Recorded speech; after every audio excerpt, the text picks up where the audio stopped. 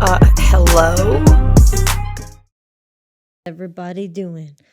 Welcome back for another episode of BarTalk podcast with your host, Abigail Crow, and your co-host, other host, whatever the word is, the other one, the other half, Tracy Bianco. BarTalk.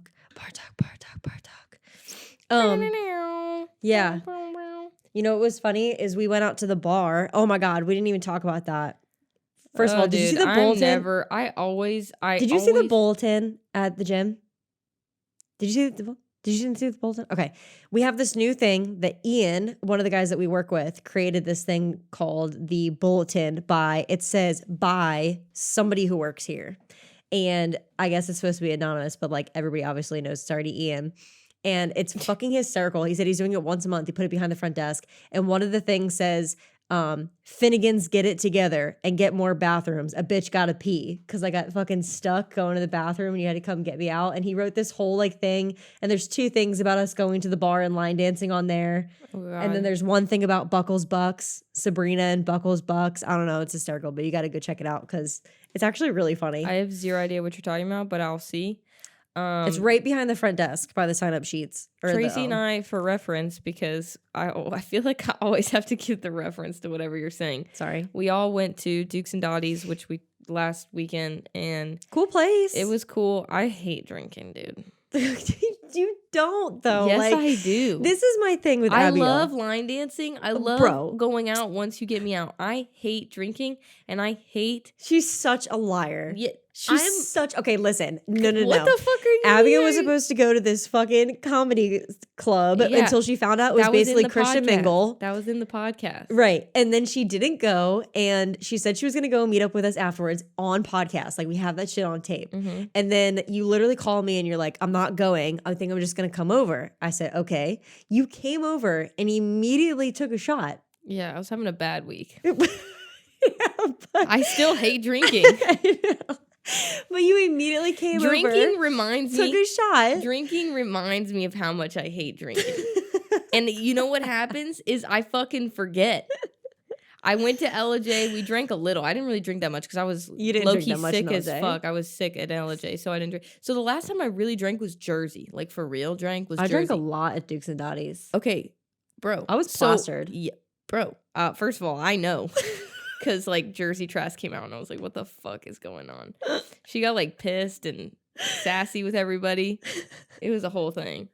Anyways. I was trying to, like, fight the car in front of us for French fries when they were actually really just in front of us through the drive-thru. Which is also, I mean, so dude, you were, like, mad at the world. I don't even know. Like, you were just drunk, like, mad, but then you were also... I can always tell you're fucked up when you start like saying stuff and it becomes more Trass-like. Like you just, it's not a coherent sentence. Like it's like, I was trying to house fucking beat the shit. And I'm like, what are you even talking about? Abigail has to like tell people what I'm saying. Yeah, because I can understand it. Because she can understand it, but nobody else can understand it. But she gets me. And like for some reason it'll be like, Abigail, what is she saying? And she'll know exactly what I'm trying to say. Yeah. I was trying to get some fucking French fries. Yeah. And all you guys were arguing over how many French fries we were ordering. No, I have it on video. I wish I'm not posting it at all. It's never going out to the universe. It was literally me we're all figuring out what we're getting. And I'm in like, the Whataburger drive-thru. I want a honey butter chicken biscuit because I'm also drunk. And I'm like, I want a honey butter chicken biscuit. And Stefan was like, me too. And Tracy's like, 5 honey butter chicken biscuits. And I was like, Tracy, no, we need 2. And she's like, 7 honey butter chicken biscuits and 7 fries. I was like, 7 fries probably true, actually. But no, we need like 2 honey butter. And she's like, 7.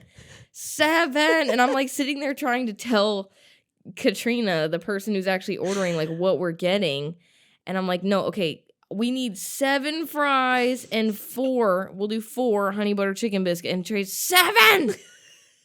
7.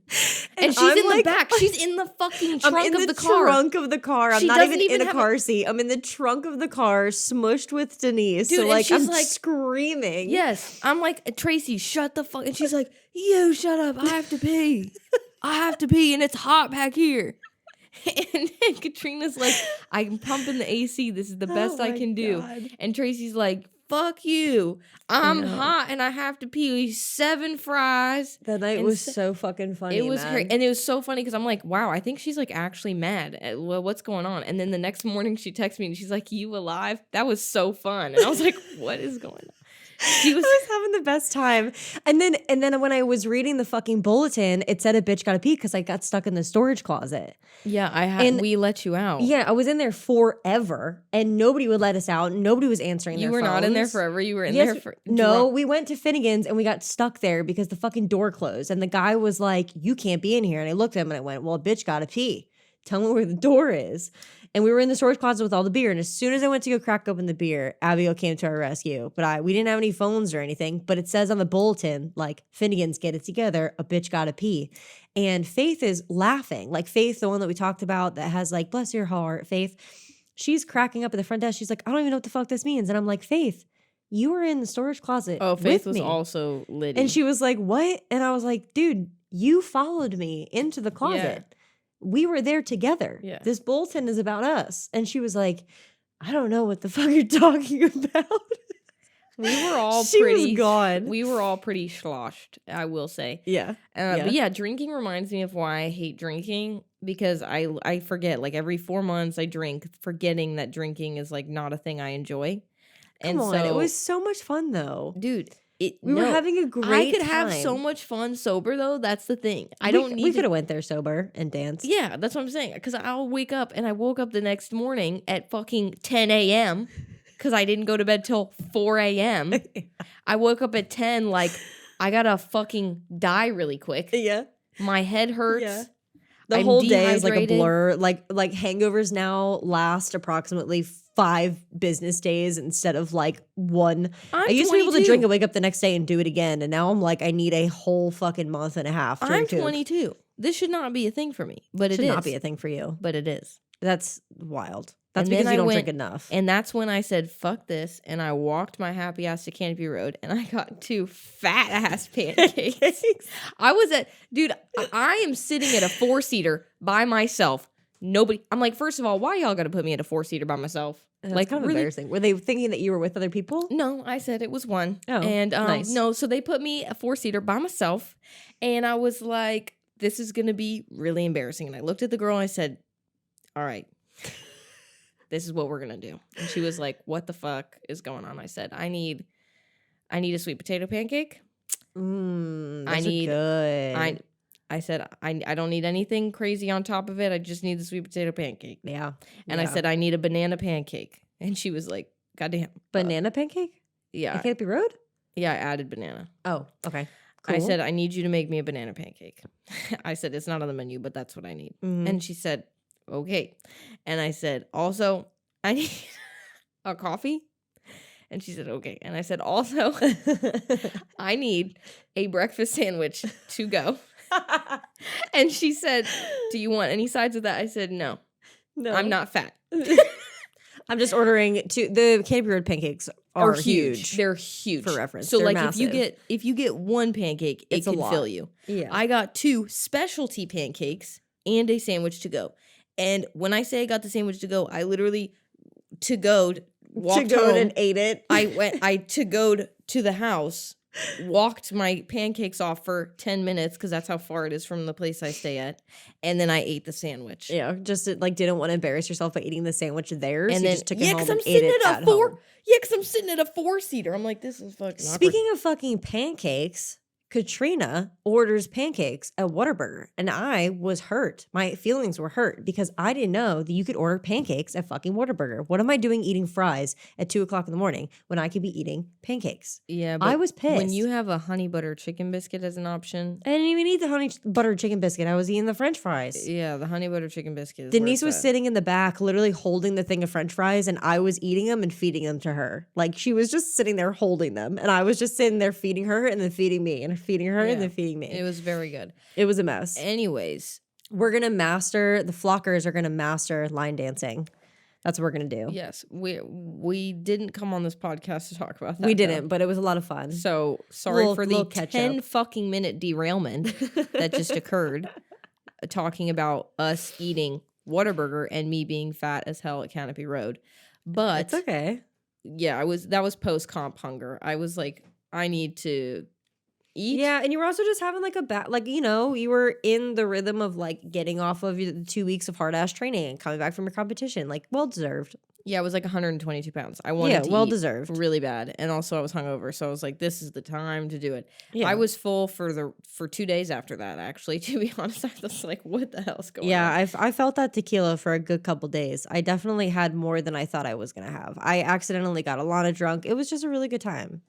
It was nice. It was a fun time. So today Anyway. we came on to talk about something completely unrelated, which is basically why, which is exactly what we always do. Yeah. And we're talking essentially about the difference between like living to work and working to live. Yeah, man. Which is why we choose the jobs we choose. Why maybe the jobs we've chosen aren't exactly as glamorous and end all be all as what we want. How I think it just kind of goes for everybody. It's just like one of those people things. Get caught up in work and making money and just doing the everyday monotonous go to work, clock in, clock out, get the paycheck, put money into retirement, do it until you're 55 or whatever, retire, and then it's not the wave anymore. I think that like and also our culture in general, like even my brother's age, my brother's 24, right? But like him and all of the kids that are underneath of him that are all on like this social wave of like only working for themselves has only been like a very relatively new trend, I'd say. Because it's like trendy to not work for the man, but also it's kind of realistic. And I think that people like have done that forever, and people are realizing that it's not really the smartest thing to do. You're just kind of like wasting your life away. And I guess in certain circumstances, not all of them, you know what I mean? But we were talking about how like there's two different types of people. It's like some people want to go to work, do your 9 to 5, and then kind of like have your life afterwards and basically work for the man, I guess you would say, right? Or the woman, whatever the fuck you want to call it. And work for somebody else your whole life and make oodles of money. You just have a boss you have to report to every day. You have like a chain of command and you're not at the top. And that's what happens. And I think some people like that, I guess. Well, yeah, there's a lot of I've talked to my sister about this. Because she's like, oh, you just have this glamorous fucking life job, whatever, and you're making good money doing this, and you get to vacation, you get to build your schedule, and you're basically your own boss. I'm technically not my own boss, but I'm kind of my own boss. And, oh, this is amazing, and blah, blah, blah, and I don't really like my job. And I was like, hold up. I said, there really is something to security, to having paid time off. I don't get paid time off, to having money go to retirement. I don't have money go to retirement, to having, like, job security. You know exactly what you're going to make every single paycheck. I don't know exactly what to make every single paycheck. Yeah, it's structure. So there's a certain level of stability and routine to having a job like that, and that is a very comforting thing. But the what kills you is, I think people get so used to the comfort and the stability that when they realize that it might not be what they want and they're built for more or whatever, it's very hard to leave that. Because you're in it for so long that whether it's society or you or whatever, it has you believing that you need that to live. And I think the beauty of what I do, what you do, is it's like there's not really a lot of security in it, and it could go at any second, and that's stressful. But I'm also not scared to rebuild or to do something else or whatever, because I know it's like, I know I'm resourceful, and I know I've built this, and I can build something else, and I can figure it out, and I can make more money and whatever, and it's not a problem for me. Yeah. And so I don't get as scared as somebody in a job that has all of these like, I don't know, secure benefits to it.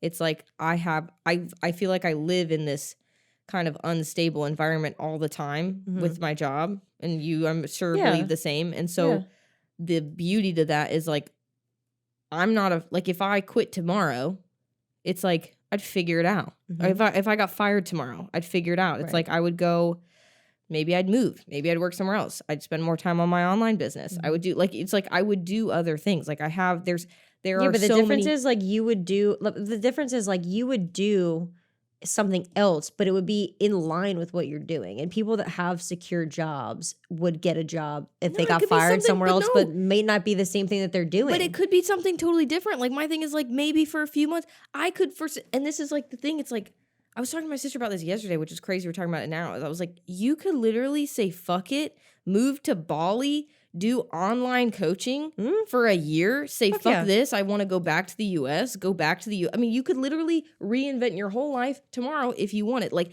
I could say screw this. I don't want to train. I don't know what I'm doing. I could go be a server at a nice restaurant and make decent money and live. Yeah. And do that for 6 months and then figure something else. Like I think people are like, oh my God, this is what I'm doing. And I can't like ever backstep. And it's like, sometimes you have to backstep to forward step. Like sometimes you have to like be in an insecure place to get to a place of greater freedom. And so there's always the possibility of like, you could lose it all. Like with all the stuff about the banks, everyone's talking about the banks are going to crash. It's like, I got a lot of money in the bank right now. And you know what? I'm sitting here, I'm like, it could all be gone tomorrow. It could be gone right now. We could be filming this podcast episode and I could look at my phone after this and it'd be like, all the banks have crashed. All my money's gone, whatever. And you know what I would say? I'd say that really fucking sucks. I'm going to figure it the fuck out. Right. Because like, and I guess it gets into like some transcendental like fucking conversation, which is like, none of it's ours to begin with. Like this money. What was that thing that we did a couple weeks ago where you said like nothing fucking matters? That was not a couple weeks ago. It was a long time ago. It was like a long ass time ago. But none it's kind of of the same thing. I mean, none of it's like the harder you try to hold on to something, I feel like the more that life tends to be like, I'm gonna make it slip from you. Yeah. I'm gonna do this because this is a test for you. Like you need to. Well, that's the whole thing about like just making it work and feeling secure is I feel like when you have, I don't know, personally, when I had a job that was more secure and I worked in a setting where I was like designing every day, sitting at a desk, I knew exactly how much money I was making. It kind of like made me almost lazier in a sense. Like I didn't have incentive to want to do other things. I didn't really have incentive to like design on my own and like adventure out. And I feel like it made me less curious as a person that I really am. And like me being able to have my own job and do something that I enjoy, which is I feel like it's a privilege to be able to work in a place that I enjoy because a lot of people don't have that. But I found that. And people I feel like that don't appreciate their jobs or don't appreciate what they're doing, or they're like, oh yeah, I make a lot of money, but I fucking hate my job. It's like, well, I would rather make less money and figure out how to make money in the long term doing something that I enjoy and like sacrifice that unhappiness and figure it out and be curious and like get down in the dirt and fucking fail a million times over than like not enjoy what I'm doing and just living day by day, wasting my life away, being like, yeah, I could die tomorrow. And if I died tomorrow, I would hate what I was doing. Like, that sucks. That's like something that I think about all the time is like, life is very short. So like, if you are doing something that you don't necessarily enjoy, or you're doing something to solely make money, it's like, okay, well, what do you have to leave behind? Where's all that stuff going to go? To your family, your kids? Sure. But what if your family saw you doing something that you loved and you gave them the incentive to also follow that path of like finding their own enjoyment? I don't know. That's the things that I think about. There's a few, I think, cool things that you said that I want to touch on.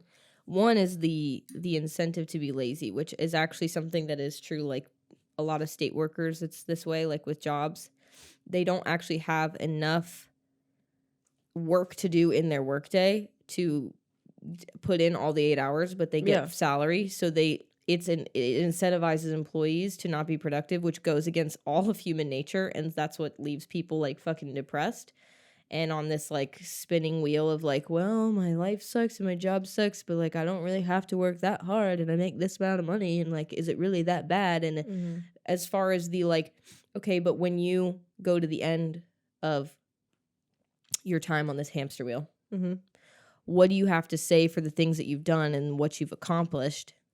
And that's where you're saying, I would rather say, you know what, I didn't leave a lot behind in my bank account, but I did a lot. I had a good impact. I had something that I can leave and be proud of. And that's really important, I think, for people to intake is think about what you're doing right now in your life, what you're getting paid to do, what you're not getting paid to do, doing in your life. Which of those things, what are the ones that you could die tomorrow and be proud of? Is it none of them? Is it the unpaid thing? Maybe consider trying to make money doing that. Is it the paid thing? This is great. You know, like keep doing what, like figure that, like think about that. And as far as you were saying the well, okay, I have a family, I have kids. Yeah. That I would say, that's the only thing that I'd say I'm like, you know what? Maybe that's their legacy. You know, okay, the Like unpaid leaving thing something is behind for the kids. the unpaid thing. Well, no, the unpaid thing is I have children, right? And I take care of children. And the paid thing is I go to work so I can provide for my children. But you know Right. what? Like leaving behind a legacy of awesome fucking kids, Mhm. you know, like that is something to be on your deathbed and say, wow, I fucking did Yeah. that. And that is something. If you go into and you're like, I'm working and I don't necessarily love my job and whatever, and I do need to make a certain amount of money because I have kids that I have to provide for. I mean, there's always the like slowly build maybe a side business, do something you enjoy, whatever. But also like maybe it is that you work a job you don't necessarily love, but it's because you absolutely fucking love your kids and you love your job as a mom or a dad or whatever that is, and that you love watching them, you know, grow up and grow into very successful people in society. So Yeah, and I think of my dad a lot. Like when I get into this weird place where like now that we've been a trainer and like I have my own business and I'm trying to take Flocker somewhere and you're trying to take your business somewhere, and I'm always like, oh my God, there's so much to do, and I feel like I'm in the wrong place almost because I don't have enough to be able to move forward, which is just like me getting in my head, right? But I always like think of my dad because growing up, my dad was around, but my dad wasn't around like going to any of my games. He didn't come to any of my track meets. He didn't go to any of my brother's baseball games. Like my dad was not around for many reasons, but a big one of those was because my dad worked all the time, and he worked enough to be able to allow my mom to be able to do all that stuff. So like I saw my dad all the time, don't get me wrong, but I didn't see my dad in that aspect of like that support system that my mom was in sports and traveling and doing all of these things. I saw my dad fucking weeping away at this moving business that he had, and he hated his job, and he wasn't healthy, and he wasn't working out, and he was waking up at the ass crack of dawn. And then, you know, he got a second job and he was working in the casino at nights. Like my dad would wake up, go to work all fucking day from like 5 o'clock in the morning until 5 o'clock at night. And then he would come home, take a nap, and go right to the casino and work a midnight shift. And then he'd come home, take a nap, like for years. And when it was the end of our time in New Jersey, and obviously, you know, a lot of shit happened when we left New Jersey. That's like a story for another day. But I had all of that growing up, and like seeing my dad like dwindle away and like leaving away things that were important to him. Like my dad was a fucking bodybuilder. He wasn't doing that anymore, and he wasn't working out the way he wanted to, and he wasn't around his kids, and it was eating at him. And I was older now, and I moved out, and I realized like, holy shit, my dad's not doing the things that he wants to be doing. That's not the phase of life that he wants to live, right? And then when we left New Jersey as a family and we got to Florida, my dad was like, all right, this is over. Like my family is together. We're only a couple hours away. And my dad like did everything that he could to get sober and to be with us as much as he can. And it like has a whole new perspective and like has his life back and is working out and is still working, right? He works midnight shifts at Lowe's, but his perspective on like what he wants to do in life and treat us as a family is totally different. And I see both of those things. And I think like, damn, my parents might not leave me behind a shit ton of money, and they don't pay and they don't help me out in ways that like are financial, and that's okay. But if something were to happen, I'd be like, I know that my dad and my mom had my back through everything. And like, that's how I think of it, is like, I don't want a job where I'm making oodles of money and I'm like, yeah, I'm rich and I can spend this and go on this trip and da-da-da, whatever. And yeah, financial freedom is great. But in the long term, like if I was miserable and we were back in New Jersey and something happened to us, like what would my dad have to leave behind? Nothing. Like my dad would be miserable and he wouldn't have his family around and he wouldn't be as close to us as we are now. And I think about that all the time. It's like, I could live in a fucking cardboard box. And if I loved what I was doing and I was close to my family and my friends, the people that I care about, and I loved what I was doing, I'm fucking set. You know what I mean?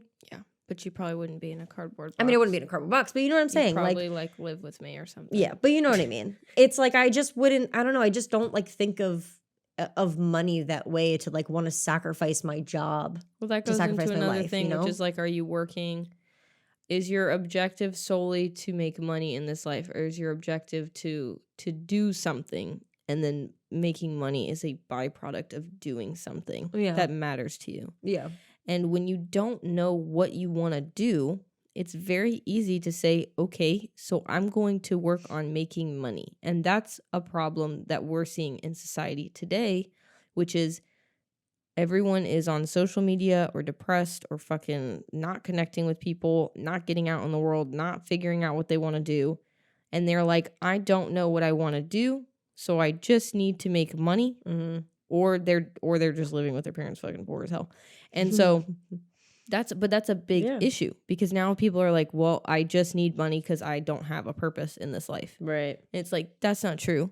You do have a purpose in this life. You have to find it. And it might not be this like magical thing that like slaps you in the face. It's just something that you create. Like, you create purpose for yourself. Absolutely. I could probably find purpose doing a multitude of different jobs. I could probably find something absolutely incredible. Like, this is my purpose. Like, I could go full send in jiu-jitsu and try to be an athlete in jiu-jitsu and be like, this is my purpose. I could go more into training. This is my purpose. I could quit all this shit, go get a freaking yoga certified, live in Bali, and open my own studio and say, this is my purpose. I could have a lunch spot that I open up and say, this is my purpose. And I could probably see myself loving absolutely all of those things.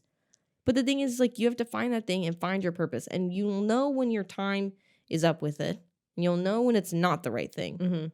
You may not know exactly that it's exactly the right thing, but you'll know when you're going in the right direction, and you'll know when it's the wrong thing. Yeah, because you'll feel it in your body. That's also a problem. I think people are not sitting alone for long enough to allow themselves to hear the answers that they have within themselves. Yeah, totally. I think that too. Like, I think that people... I truly believe that you have all of the answers. I truly believe that we have all of the answers. I truly believe that most of us do not sit with ourselves for long enough to let ourselves speak to ourselves. And I think that all of the most incredible and horrible moments of my life are when I have been like so fucking done. Like, so done, sitting, mental breakdown, whatever. But I sit because I'm done. I'm breaking down, and I sit with myself. And then it's like this little voice, the universe and me and whatever, that's like, this is what you need to do. And it's like, you're like, yeah, fuck. Shit, I should have known that fucking weeks ago. Yeah. Months ago, years ago. I should have been still for long enough before all of this happened to let myself hear the things that I already know I'm supposed to do.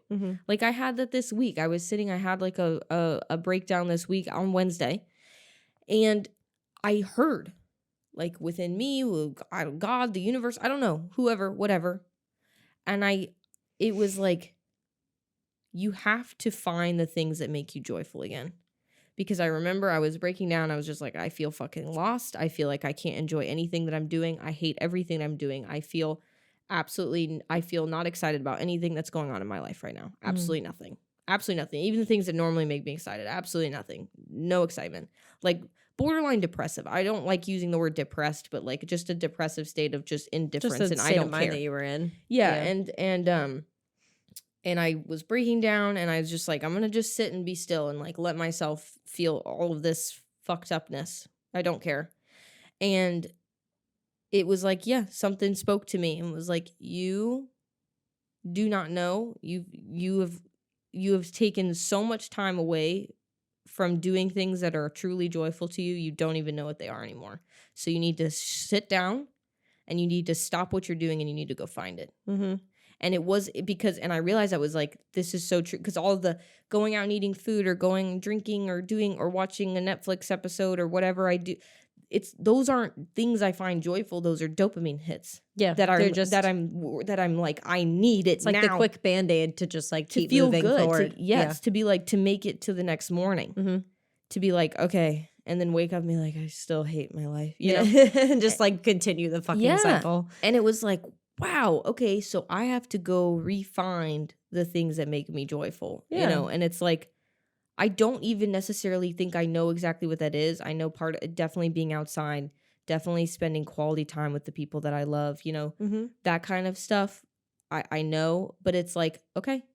You just have to force yourself to do those things. And but find I can't them. imagine like I mean, because I immediately the next day, like my brain fog lifted. I was able to be much more present for my clients. I was like, oh my God, I love my job again. You know, like it was like the universe was like, so you do love this. I'm Yeah. going to let you know right now, you do love this job, Mhm. you know, because it was almost like, do I even fucking like this you know? Yeah.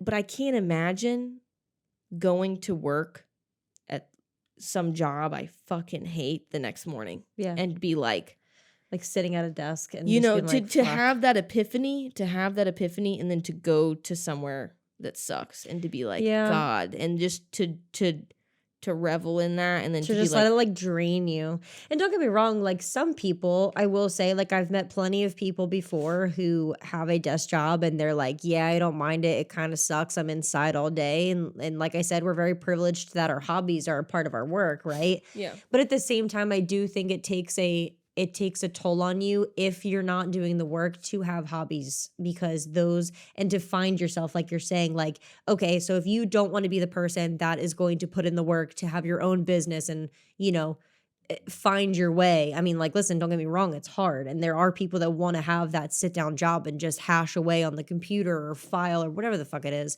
for hours at a time. But if you come home and you do nothing and you sit in nothingness, then you're going to find nothing. And that's the biggest, thing that I tell my family. I say this all the time. I did not just one day. This is so weird. I was just talking about this with Rich and Alana. I didn't just wake up one day and find all of the people that I run with. I didn't just wake up one day and just randomly gravitate towards Barry and you and Alana and Mac and Rich and all these people. They also found me because we all individually got uncomfortable and wanted to find the things that made us happy, and we found our hobbies, and in turn you gravitate that type of personality and those type of people blend. And I think that some people are very depressed working their 9 to 5 jobs because they get home and they're in nothingness, and it's you have to put in the work to be able to find the people that you enjoy and the things that you love, and get alone, go outside, do whatever it is you have to do, journal, write it down, but put yourself in that uncomfortable position to be able to find people that can pull you into being happy, because you're not going to do it alone. Well, that's You know the what I mean? logical. That's the logical explanation for the law of attraction, which Yeah. is you attract what you become. Yeah, what you put out into the universe, you're going to get but it's back. not just speaking it into existence. It's literally slowly transforming into the being that you want to have around you all the time. And that's what I think happened with you with running. As far as happiness goes, I'm so over the happiness movement. I think that it's so absolutely ridiculous. I think that if you are looking for happiness, you are going to be absolutely miserable all the time, because happiness is an emotion, and emotions are fleeting always and forever. I believe that. I think a finding meaning and purpose, that's what makes you happy. That's what gives you the more occurring acute moments of happiness, which is I'm doing all of the things that I want to be doing. My life is aligning with my purpose. And because of that, I'm noticing the fucking sun is out. I'm enjoying my meal a little bit more today. Yeah. I'm laughing a little bit harder today. And I agree with that. I'm very aware of all these things because I love the life that I'm living, and I want to be aware and soaking in all of the present moments I'm in right now, because this is exactly what I'm supposed to be doing. I think that a lot of reason why people don't practice awareness too is not just because it's something that we've lost in the whole social media culture and everything like that. I think that people have stopped practicing awareness because people don't actually want to be aware of the person that they are and the life that they have built for themselves. No, they just want to shun out all of the bad parts that they could possibly feel by doing little band-aids, like you're saying, 100%. and you have to be able to feel those things, in order to find purpose and to find meaning and to be truly happy. You have to be alone with yourself and figure it out, and you got to fail. The thing is people, I think they get alone and they get scared, getting very uncomfortable, scared, uncomfortable, and absolutely sad, miserable, depressed. All of the emotions that they've just been band-aiding for so long come like a flood, especially the longer you put it off, the harder they come. And so people say, no, I'm not supposed to experience bad things and all these bad emotions. These bad emotions are not supposed to happen. And that's a lie. They are supposed to happen, and you are supposed to feel that way. You are supposed to feel like shit. You are supposed to have the moment of like, I'm not where I'm supposed to be, and I did it to myself, and how the hell am I going to get out of this? And I feel so confused and lost and hopeless, and what the hell's going on? And you're supposed to feel that way, and it freaking sucks. But that's the point. When you begin to work through that and get to the other side of that, that's when I think you have true freedom. And whether it means you like quit your job and like freaking move to another state and completely change your life, or whether that means just like doing more things that make you feel like you belong on this earth and that you're contributing to something, you know, like going for a run, working out, being healthy, spending more time with people, whatever it is. It's like those are all transformative things that had to occur, and the only reason that they happened is because you sat and you were miserable. I think that it's like that's the beauty of working out, is like I'm used to experiencing bad emotions. Like you're on a run. It's not like you're sitting. I'm not going into my workouts and being like, oh, this is so fun. You're like, this is amazing. No, it's like I'm now habitually like wired with this like, okay, suffering. I think that sometimes it hurts me because I feel like I should always be suffering, actually. But I think that you get used to the beautiful thing about training, other than obviously all of the health benefits physically, but there's a beautiful thing to training, which is you are used to suffering, and you are okay with suffering, and you embrace suffering. That's why people love cold plunge and sauna. And because you allow yourself to feel that. Going out and doing these Spartan races in 20 fucking degree weather, despite it's because you're like, I'm going to suffer, and I'm going to choose to suffer. And I think that's what makes you better at life. Yeah. Because it allows you to handle hard things, and it also allows for you when you are in that miserable state. God, I feel this way. I feel terrible right now. The check engine light is on in my whole body, and something is wrong emotionally, physically, whatever, in my body.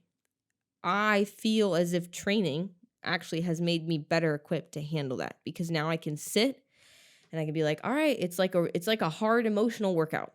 Like we're in a hard emotional workout. This is like an anaerobic capacity workout. Yeah. We are going balls. We're redlining. All right. And I'm going to sit in this misery, you know? And you just, I mean, that's one of the reasons why I literally am doing the ultra in May is like, yeah. Okay. Like I told Denise today, because she said, what is your plan? I said, I'm going to fucking win. Because first of all, if I'm going to sign my ass up for a fucking ultra, I better fucking walk away on that podium. Don't get me fucking twisted. If I'm going to put myself in there, I'm saying this right now, I will fucking be on that podium in Fayetteville. Don't fuck around. Don't fuck with me. Like, I'm not running fucking 34 miles for nobody. But also, I'm actually doing the ultra only because I want to see how bad that I can break and be able to handle it. Because you're by yourself. You're running a couple hours in the dark. Starts at 6 o'clock in the morning with a fucking headlamp. Sun doesn't rise until 7:45, 8 o'clock. It's like, okay, so I have a full hour and 45 minutes in something that I absolutely hate, which is the dark. Okay, like the dark freaks me the fuck out. I don't like it. I don't enjoy it. It's scary. I'm going to be out there by myself, uncomfortable, you know, obviously with people running the ultra, but you're not talking to anybody, you know, and then you're running for the next 7 hours doing something that's incredibly uncomfortable and having to figure it out. Like there's no music. Yeah, there's people out there. I mean, it's a race. You can chit chat, you know, with the people that you're doing. Obviously, it's going to be a little bit of a run walk scenario, but mostly it's because of the mental suffrage. And I think that it definitely has helped me out too. Like I find myself a lot of times when I get upset about certain things, I'll, instead of like bottling it up and just being like, okay, I'll just fucking figure it out and just keep going. I'll actually be able to like word vomit, and like I'll come to you, or I'll go to Alana, or I'll go to my mom or whatever, and I'll say like, this is what's going on, and I fucking like word vomit all my shit. And because I was able to feel like uncomfortable about something and be able to like express how angry I am, I'm like, okay, now I can be grateful about all the other things. Because I used to just be able to sit there in my own misery and like sulk it in, and then, you know, you erupt like a fucking volcano because like a couple months later you've just been holding all of this shit in. But being able to like work out and being able to suffer more often and having to like go through that like mental tax, makes me a better person in the long run in day-to-day life, because when shit happens and shit hits the fan, I'm like, this is what's going on and I'm so mad. And I'm like, I'll like call you, I'll fucking FaceTime Joey and I'm like, bro, what the fuck is going on? And then I'll just laugh about it and be like, okay, I had my word vomit for the day. That sounds good. And I like sat in it and I actually was able to feel it and I can handle it better, See, for me, talking about it with other people doesn't help. I have to be alone and write it down. Yeah. Well, that's what like I used to journal all the time. I stopped journaling a couple months ago. I think it's cool too, actually, now that I have journaled. I stopped doing the consistent, you have to journal once a day or once a week. I stopped doing that. I just journal when I journal. But which I think makes it better and more I can adhere to it across a more long-term basis. But it's cool because I have now, I'm like 1.5 journals in. So like I have a full journal from when I was like 15 that I can go back and read entries from. And it's interesting because I can see a lot of growth from them whenever I go back and read them. But I can also see things that are still like consistently like trends. And it actually helped me. It almost was like a therapy session. Like, oh wow, like data that I could collect and be like, this is a reoccurring thing that I struggle with. Mm-hmm. Like for me, it's significance. Like it's been something like a word in my journal entries that I've seen since I was young, which is like, I just want to feel significant. I just want to contribute something. Like I want to be significant. I want to actually bring something to the world, to life. Like I know that I'm built for more than just like doing the bare minimum, doing the day to day, being like, so it was, and it's like from when I was 15 to like journal entries I have today, it's like I've seen that same trend. So that's something that I noticed. It's like, okay, cool. So that's something that I struggle with, that's like a trigger for me, right? So when I don't feel like I'm performing optimally, when I don't feel like I'm doing the next thing, I'm very uncomfortable and I'm very depressed. Even if you have to have periods of, right, like in training, you have to have periods of detraining to get better. Sometimes you have to have periods where you back off. You have to have periods where you stay still. You have periods when you maintain. I think it's the same with life. Those periods of like detraining, maintaining, kill me. Both in training, which is why I burn myself out, and in life, which is why I burn myself out. Facts. Because it's like, you have to have those periods. Absolutely, you must.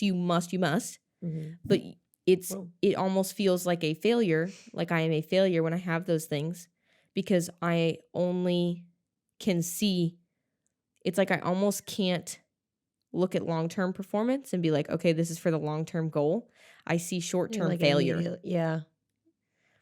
I mean, I understand it. I know it's not right, but I can understand where you're coming from. I think it's interesting that you can actually read your journals back. That's really why I stopped journaling. Like at the end of last year, which was like only a couple months ago, I literally would read I don't know about you, but I wrote in my journal as if I was writing to myself. It's not like I wrote down ideas. I would be like writing to myself, like this is what's going on, blah, blah, blah, whatever. I kind of do both. And this happened type of thing. Like I didn't write just an idea, and I would read it back and I would get re-mad or re-upset. And so I was like, well, I'm going to take this. I'm going to toss this fucker in the trash. Well, that's because I think maybe, I don't know, it's like a therapy thing. Maybe you haven't processed all of that yet. Well, that's what I'm saying. It's like I word vomited like I normally would. And I would word vomit, or I would talk to you about it. Or I'd talk to Joey about it. I'd write things in my journal and to be like, okay, I got it. And I can understand how I'm thinking. I can write down things that I can't say out loud. Not because I can't say them, but sometimes, you don't know how to say them out loud. So I would like write down things that I didn't know how to say out loud.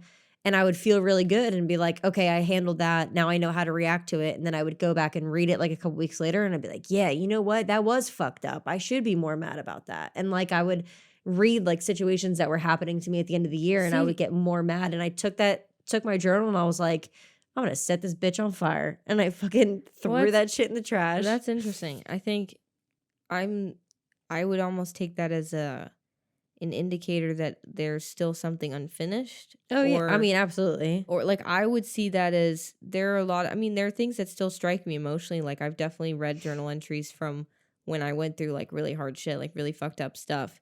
And I have like, it triggers those emotions in me again. But it's different. It's like a different type of emotion. Because it's like I remember who you were then. and I'm here now. Yeah. And it's like, I remember how I almost think of you, like you past Abigail. I remember how you felt then and how I'm sitting here and where I am now. And it's like, I'm so grateful to be here now. I'm so grateful in a weird way that situation happened because I'm here now. But it's also like, I'm so sorry. Like, I almost like want to give past Abby, like, I'm so sorry you had to go through that. Like, and that's what makes me emotional. It's like, I'm so sorry that this had to happen. I'm so sorry. But I feel very like associated but dissociated from those entries because I'm like, this is you. I'm obviously still emotionally evoked by the thing that I'm reading. So it's me. But it's like, this is me. But you wish you didn't have to experience This is me that. 5 years ago. This is me 2 years ago. This is me a year ago. This is why I'm here now. Right. You know, and part of it is like, okay, I can be like, maybe I need to still work on this because who I am now, I think I could be even further, I could be more further progressed based on this entry that I'm reading. Or maybe it's like, wow, fuck yeah, I conquered that. Yeah. Yeah, so, true. I mean, I think there is something to being like the past in the past. I'm going to burn that shit and let it go and like let it be. But there's also something beautiful about reading something in the past and you have a completely different perception of it.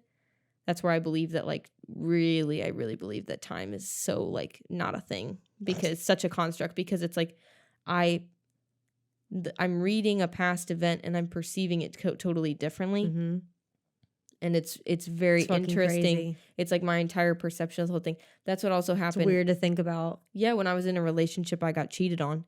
I think that's what happens when people get cheated on. They're like, I don't even know what's real and what's not. It's like because time not only is your present moment has shifted, the future is now shifted, but your past has changed because now your past, you're like, who the person I perceived and constructed you to be is not the person you are and that you were. Right. And it's freaking really mindfucky. It's mindfucking because then you even think about, okay, like in a couple months from now, this is going to be my past. Yes. It's and very mindfucking. Yes. And so it's cool. It's like, I like reading those journal entries because I'm like, this is I'm experiencing this moment in time in a different space. That's also why I think people love photography. But it's exactly what you were just talking about. Like, if you didn't have all of those times that you would have to go back and think about, you'd never be the person that you are today. Exactly. It's like, it's literally the fucking thing that you posted on your Instagram story that it's all a wave. That's literally my tattoo. Yeah.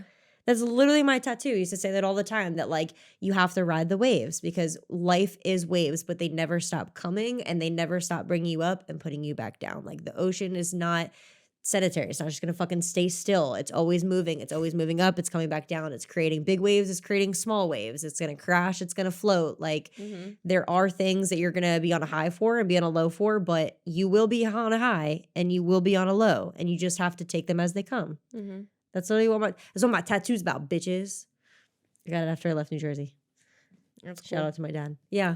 That's a really good fucking audio clip. Yeah. You should save that. I did save it. Did you save it? I did save it. I got to go back and look for it. I think it's probably off your story, but I was like, send it to you. You should send it to me because I would like to listen to it again. You should make a reel for it. You should. Or put it like the reel, by the way, guys, is just talking about, it's like this cute kid's voice that they have narrating it. Talking about, they're like, it's all a wave, baby. And it's like this little kid, and it's like, sometimes you ride the biggest wave and you're on top of the world, and then boom, you crash into the ocean. You know, and it's like this little kid saying it, but it's really an encouraging reel. Hi, just popping in to remind you that it's all a wave, baby. 1 second you're on top of the entire freaking ocean, feeling invincible, and then bam, you're face first into rock bottom. But you know what's dope about the scientific makeup of the human body? You float. You float, and you float, and you float back up to the surface. And then you wait.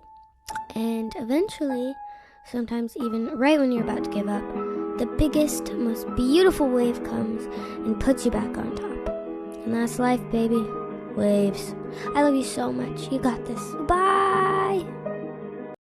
So, I don't even know what we ended up talking about this whole podcast. We can just title it like therapy. We're in our feels, bitches. Therapy session. It's okay. Therapy session with... We got you. With the BarTalk girls. girls got your back. But I don't know. Maybe some of you guys will relate to this. Some of you guys will maybe this will elicit something within you. Or maybe it'll strike a conversation with somebody else you think might be interested in it. Or maybe you'll DM us and we'll conversate about it or whatever.